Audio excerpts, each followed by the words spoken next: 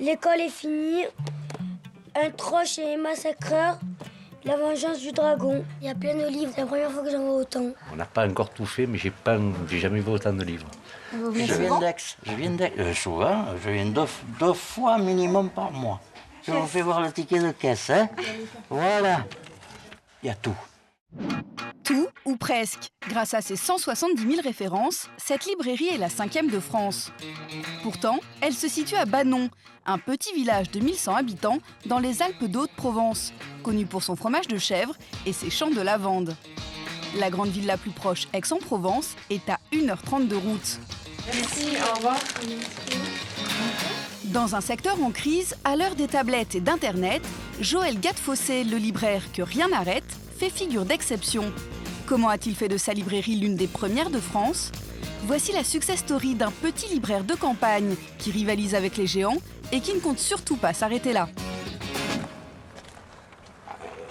Voilà la librairie. Voilà, c'est super. En 1990, Joël, originaire de l'Essonne, cherche à créer une librairie. Il a un coup de foudre pour ce village, perdu au milieu de nulle part. Ah, c'était celui qui était là. Ben voilà, je me souvenais plus. Elle a commencé derrière, c'est-à-dire là. C'est ici que j'ai acheté un fonds de commerce de papeterie. Il y avait quelques livres. Il y avait 77 livres. J'ai commencé comme ça, simplement, avec très peu de choses. Voilà, donc ça a été des années galères, parce que autodidacte, je n'y connaissais rien du tout. Un jour, la maison voisine de 2 étages est à vendre. Joël veut s'agrandir, mais il n'a pas l'argent pour l'acheter. Il bénéficie alors d'un soutien inattendu de villageoises.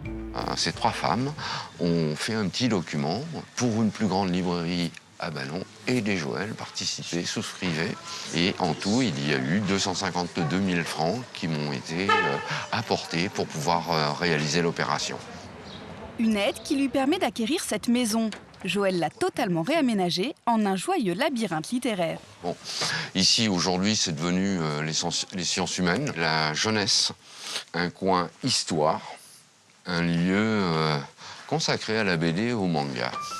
Pas un centimètre n'est épargné sur plus de 700 mètres carrés.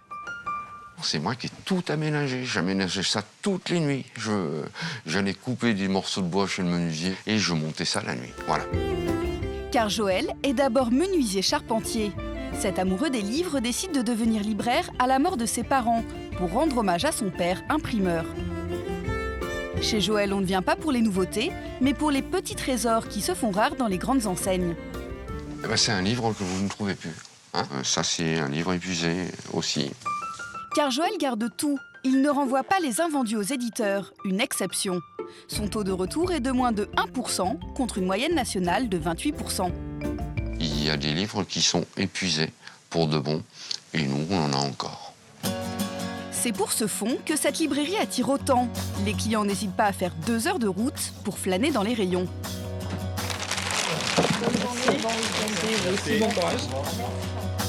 Gaël et Jonathan sont en week-end dans la région. Ces BDphiles découvrent pour la première fois cette librairie atypique. Même si vous avez commencé la BD 2 ans après qu'elle ait commencé à être publiée, vous pouvez quand même trouver le début et toute la collection. Donc c'est quand même un avantage qu'on trouve plus beaucoup dans des librairies, sauf sur Internet. On trouve des livres, mais on trouve aussi des libraires qui sont très compétents et très capables et qui nous orientent. Pour satisfaire la clientèle, Joël n'embauche pas moins de 17 salariés. Parmi eux, Mathis. Un livre pour Malissa, tu pourrais m'aider. Un livre pour Malissa, alors. C'est l'histoire d'une petite colérique. Ça te va bien? Ouais, ça me va bien. Merci beaucoup. Avec plaisir, jeune homme. Au revoir. On minute pas le rapport aux clients. Pour moi, c'est vraiment l'aspect le plus important. Ça passe par le dialogue, l'échange, l'écoute. Lancer une immense librairie en milieu rural, un pari fou et réussi. Joël, le petit libraire de campagne, fait partie des grands. Il a encore une habitude de ses débuts, il note tout dans un cahier. Alors, c'est plus moi qui le tiens complètement, mais il est toujours là. Il est toujours tenu à la main et en francs. Les euros, ça me parle pas, je veux dire, et les francs, ça me parle vraiment très bien.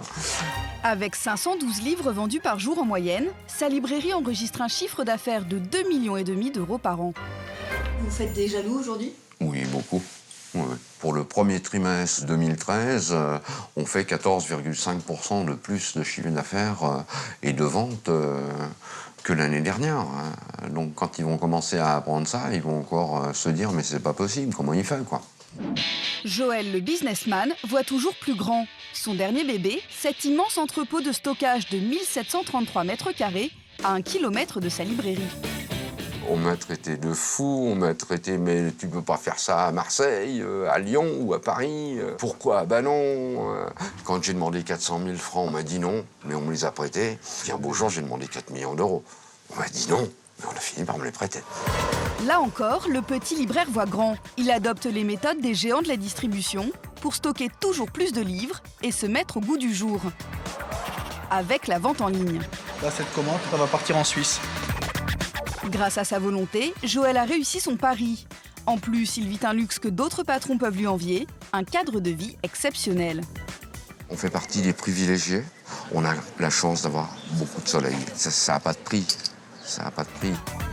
Joël rêve d'avoir la première librairie de France en 2015.